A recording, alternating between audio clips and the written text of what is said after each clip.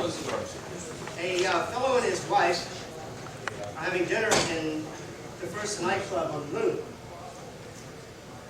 And the guy says, well, how do you like it? She says, I don't. And he says, well, why not? And she says, no atmosphere. But it turns out that there's some nice things about not having an atmosphere. Go ahead, the next slide, please.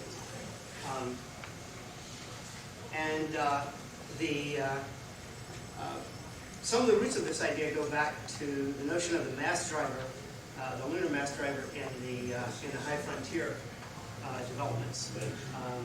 And it's a very nice way to get off of the planetary surface if you don't have an atmosphere. You just put an electromagnetic engine, and it's just a shame that we can't do that on Earth. Well, it turns out that you can do something like that. You take the same basic idea that you do for a ship. With a pier for a ship, you build a structure that sticks out from the area where people and trucks and so forth operate efficiently, out into the region where ships operate efficiently. And it just barely sort of bridges the gap. But it's a lot easier doing shipping with piers than without it. Next slide, please. So the basic idea is to build a structure high enough so that you can operate out of the atmosphere, essentially out of the atmosphere. And then you just build a mass driver, essentially. And this is going to be a fairly large structure, but basically what I'm here to tell you is that it's actually reasonable to consider doing such a thing with some of the new technologies and materials. They're coming online. Go ahead, next slide, please. Okay, we've been building tall towers for a long time. This one is about 2,000 years old. It was built by the Romans. It's about 10 times as tall as it is wide. It was built of limestone. Limestone is not an ideal engineering material. It's kind of like concrete. It doesn't have an awful lot of tensile strength, but it has a fairly high compressive strength. And we know how to do this sort of stuff. Okay, go ahead. Okay. The point is that if you get up to 100 kilometers, there's only a milligram of atmosphere per cubic meter. Okay, this is a millionth of an atmosphere. It has two very good qualities. It's still just enough to keep anybody from wanting to put a satellite there. Satellite at 100 kilometers decays very quickly. However, it's not going to cause any problems for 1/2 pass of a transport orbit to get away from the tower and out into a real orbit where you can circulate. Go ahead, next slide.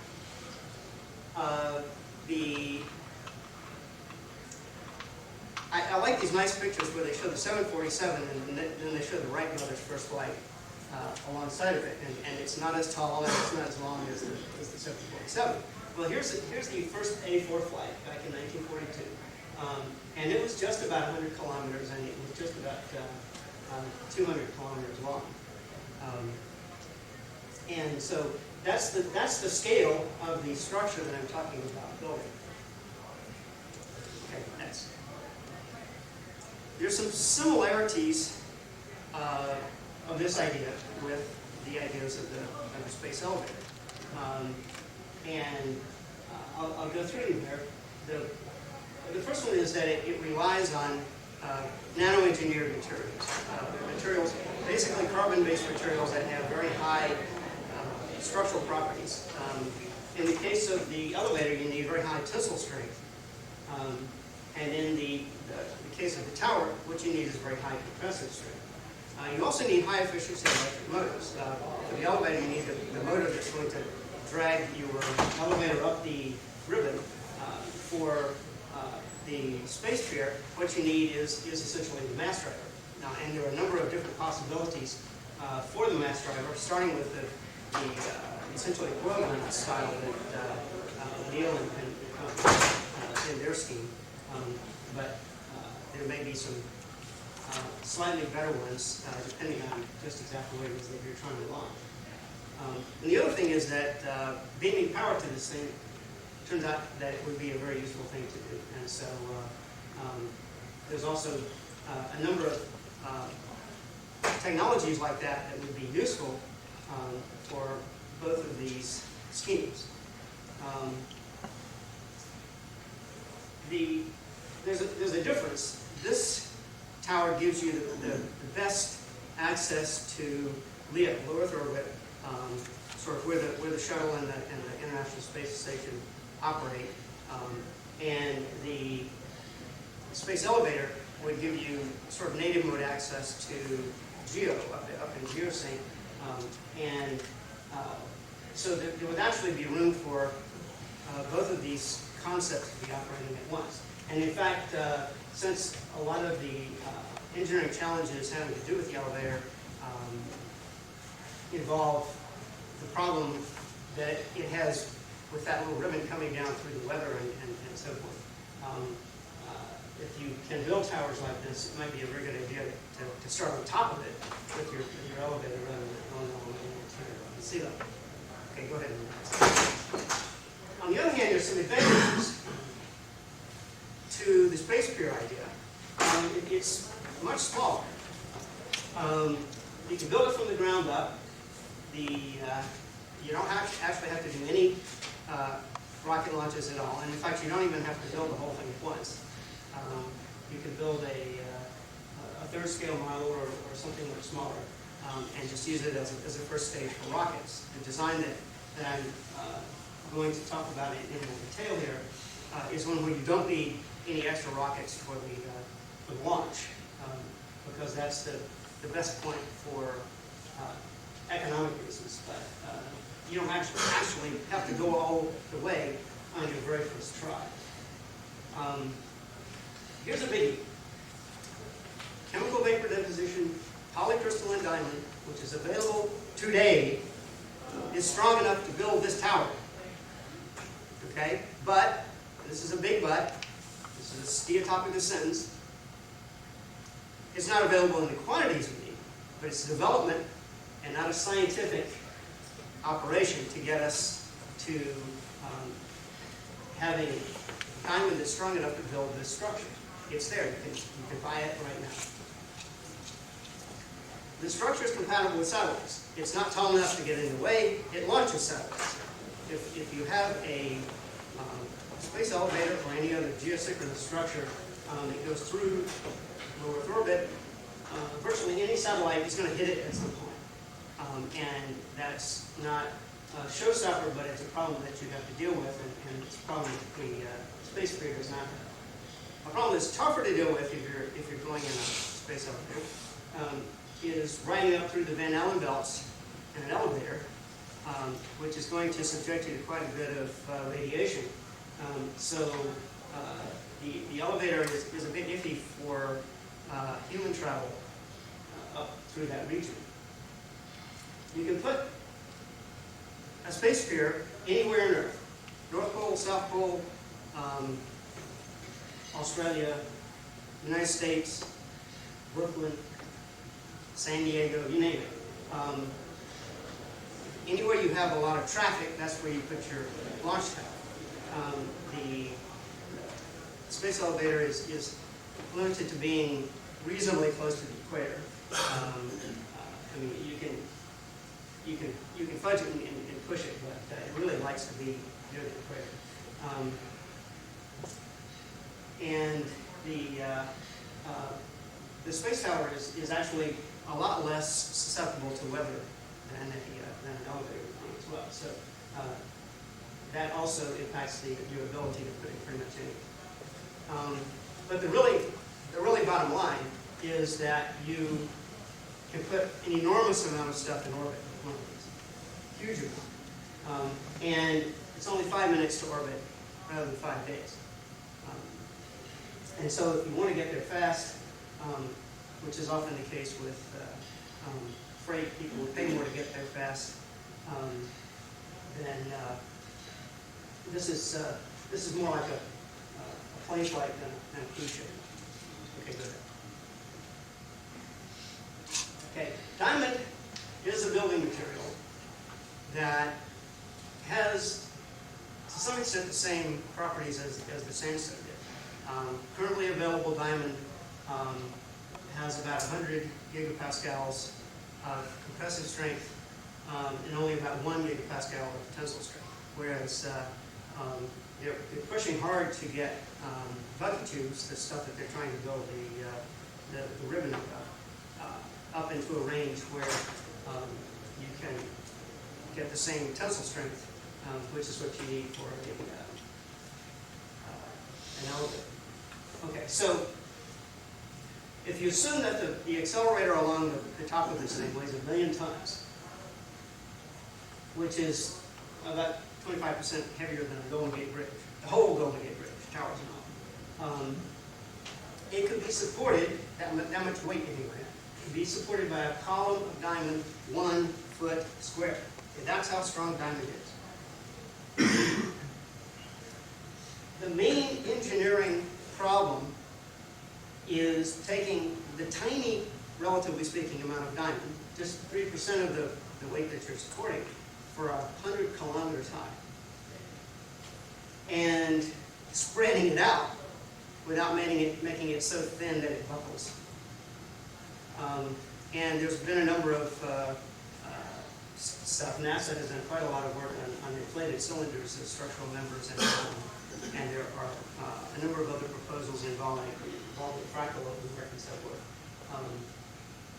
But, next slide please. There's no taper necessary in your columns. You just build straight tubes. Okay, you don't have to worry. It's only 3% of the load. Go ahead. So you might make the tubes look like this, only the circles just keep getting smaller and smaller and smaller and smaller. And so it looks like almost foam in cross-section, but everything still goes straight up and down. So you get the full structural strength. And then you can inflate this if you want to, and you can build open work. I mean, just go outside and look around, and you'll see open work towers all over that have higher height to width ratios than I'm talking about using. So this is a technology outside of just the number, the total height, and outside of the material. This is a technology that people have been using for a long time, and we know how to handle it. Go ahead. All right, that cross section, the black is the diamond. That's just one. Yeah, that would just be one beam, and you make the whole thing out of the node. I see. Okay, go ahead. All right, this is the idea is that you would take. This is Pennsylvania, by the way. Okay, the thing would stretch from approximately Pittsburgh to Harrisburg. This is as if you laid it on its side. It would actually occupy this much land, and in fact, it would only occupy 60 or so acres on this land, because every 6 kilometers you come to this beam that would come up out of the ground, and it would just go up as high as you can see. It would go straight up through the blue of the sky where the scattering occurs.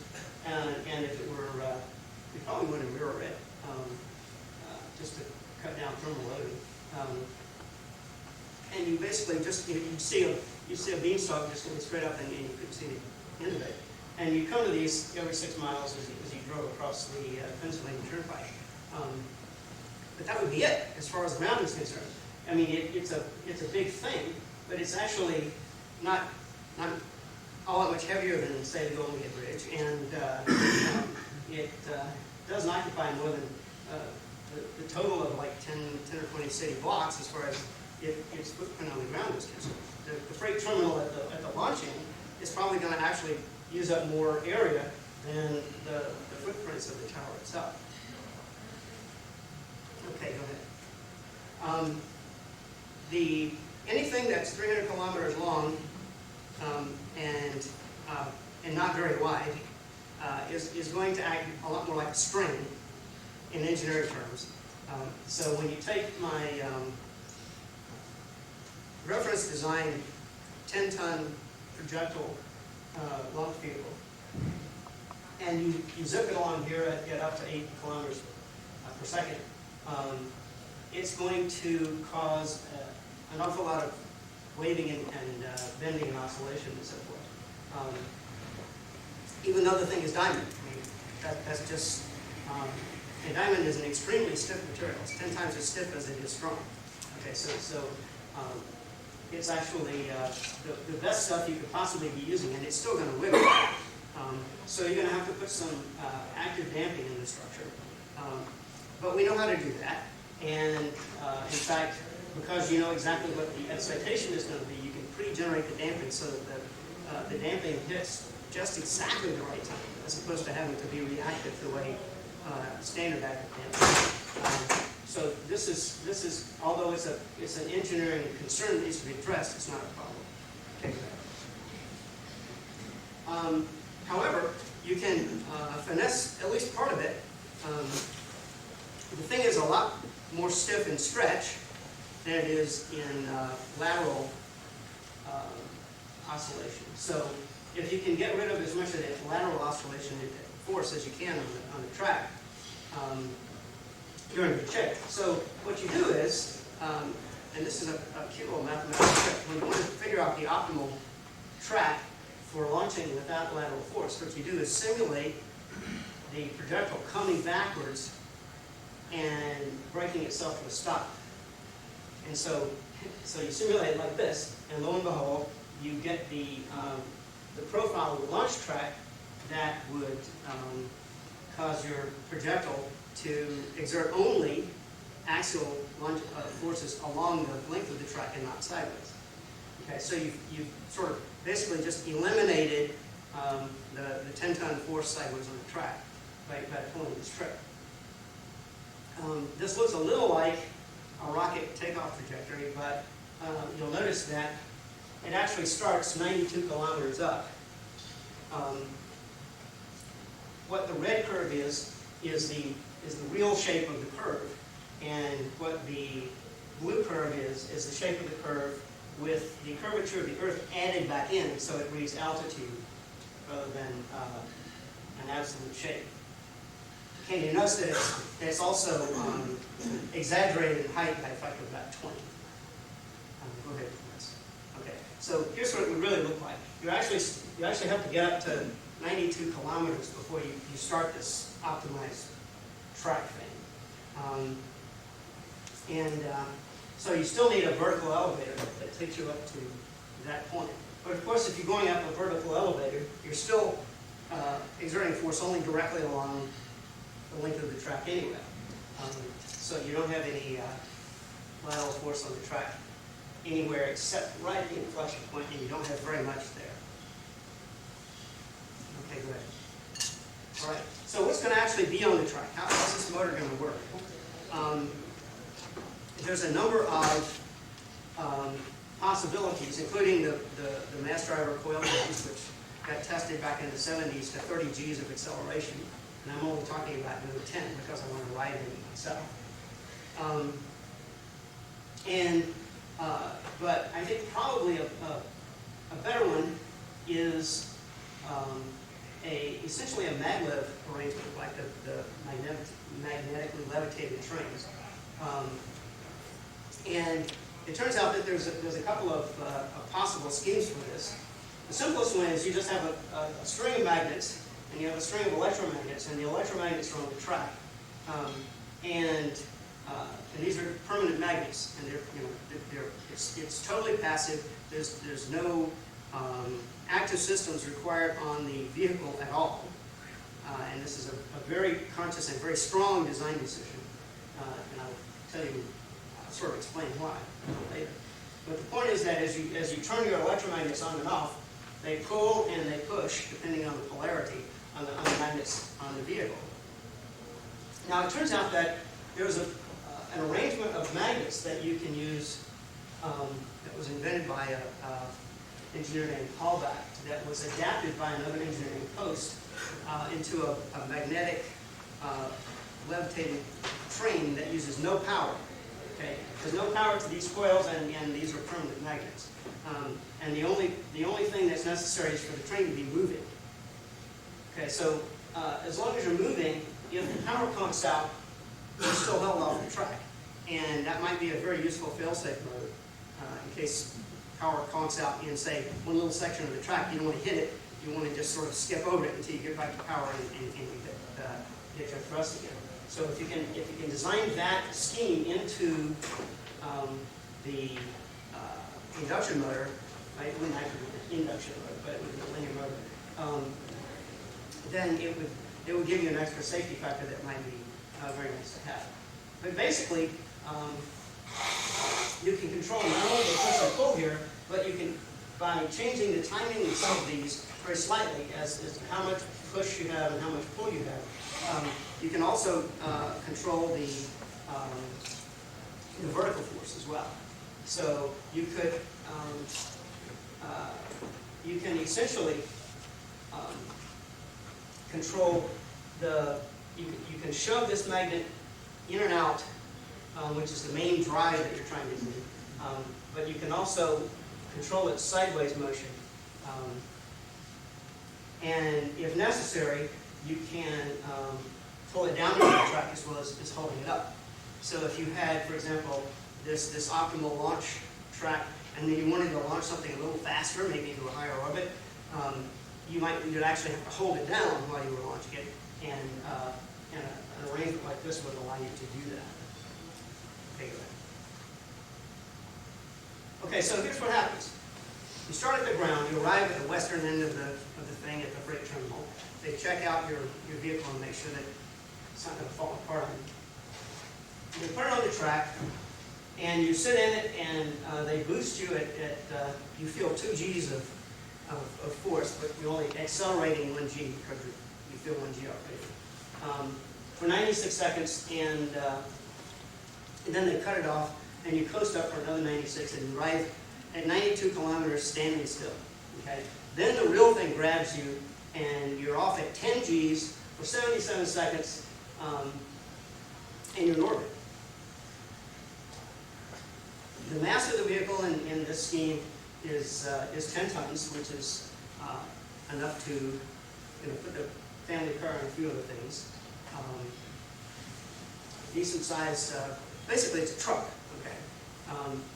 In fact, you could take a standard freight container made of steel, put the right magnets on the bottom, fill it with cargo, and you're off.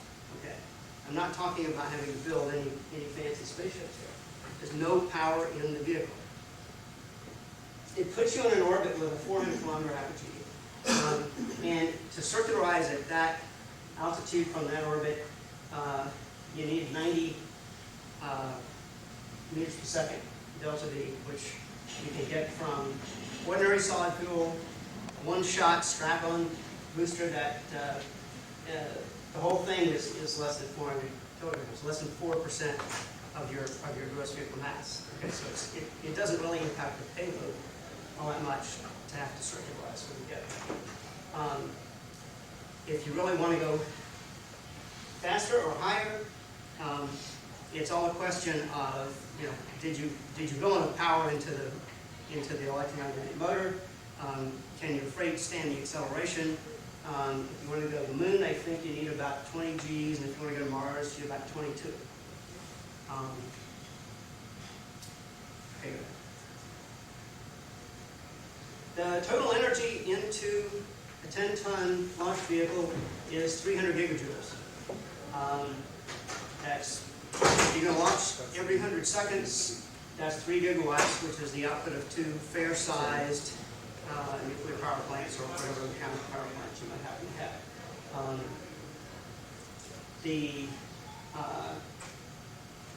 The way this works is, though, that each meter of track uses the same amount of energy per launch. You use them up faster near the end, but you have more distance. You're covering a lot more distance in the same amount of time. So the power rate as you accelerate goes up, but the power per distance on your track is the same. 1 megajoule is about the energy in a pound of butter. Okay, this is not an enormous amount of energy per meter of track. Okay, so what you do is you feed energy to the whole thing continuously, and right along the track you have enough storage for one launch, and you don't start the launch until all the power storage is topped off, and so you don't have to worry about getting power into the track over whatever wires or power transmission facilities and so forth that you have during launch. Okay, so you get another safety factor there. You could do that in a number of ways. Sort of my favorite one is rather than building 2 brand new power plants to run this thing, you use it in a bootstrap mode to launch solar power satellites. And then you beam the power directly from the satellite to the top of the track. So it doesn't ever have to go through the atmosphere. And it turns out that once we do the economics, the power sets are going to be extremely economical. You can store it, you have to release the power in each meter of track on the order of a millisecond. So you can't actually use a clacker. You have to use something a little higher if possible. Ultra caps appear to be capable of doing it. Flywheels might possibly work. If absolutely necessary, you go to ordinary capacitors or kind of moves, but it doesn't seem to be a major engineering problem to store the energy. However, there's a possibility, which is you can store energy in magnetic coils, and you have a lot of magnetic coils in this track. All you have to do is to be able to turn all the electromagnets on and try quenching them at just the right time, divert the power into the coil that's actually pushing the vehicle as you go along, and you wouldn't actually have to build any extra power storage. That remains to be seen whether you can pull this off, but it would be a really nice trick if you could do it. Okay, go ahead. If you can launch one every 100 seconds, that gives you 23 seconds between launches, okay, just to make sure everything is okay before queuing the next vehicle up. You put 3 million tons in orbit every year, and you have a week of downtime. In comparison, all the New York City airports together only can't handle 2.5 million tons a year of air freight. Okay, so this thing is capable of doing serious, real-world, high volume, high-priced freight. If the tower costs $30 billion and you have to retire 10% interest on it, launch costs are $10,000 a launch. That's $1,000 per metric ton. That's $1 a kilogram. Okay. The vehicle cost is going to be more than the launch cost. Okay. Can you build a spacecraft for less than $10,000? Okay. Okay. All right. Sure. All right. Yeah. Actually, this is going to. I don't even have to go back to the previous one.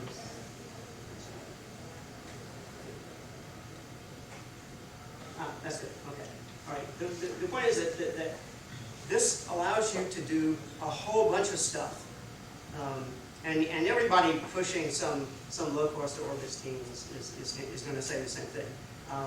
But this is feasible with today's materials, although you need to make more of them than you're making now. This is stuff that we have, you can buy.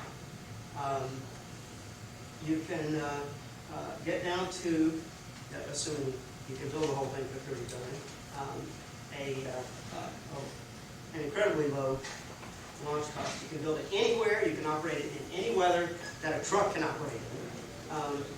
Hurricanes maybe not, but otherwise, that gives you cheap, convenient, and reliable access to space. Okay, excellent. We got time for 2 quick questions, please. Have you thought of what you're going to do with the high voltages you're going to produce on this conductor moving through Earth's magnetic field? Conductor? If you want to illuminize it or something to make it reflective so you don't have heat loading It's not condition. moving. It's a tower. It stands still. Well, you're going to get hit by differences in potential between the ground and its top pole. Okay? There's going to be interactions with the sun's magnetic field, the Earth's magnetic field, and you're going to produce a humongous voltage difference between those 2 points. According to the space elevator studies, You drain a tiny little bit of voltage from the ionosphere, but not an awful lot. I mean, they've looked at this already, so I figured I didn't have to. Okay. And you? You mentioned a low acceleration and high acceleration possibility. Right. Sending payloads to Mars. You have to design in extra capacity. I mean, like what are the penalties if you decide that you also want to run your thing at 22 Gs some of the time? Well, the quickest trick is you just launch 5-ton payloads rather than 10-ton. And then you're done with the same energy storage and so forth. The only engineering challenge then is that you're releasing it twice as fast at the end of the track. So if you look out for that when you're doing the design, power electronics is not child's play, but it's not, well, it's probably similar to rocket science, okay? It can be done. And Thank you very much, Mr.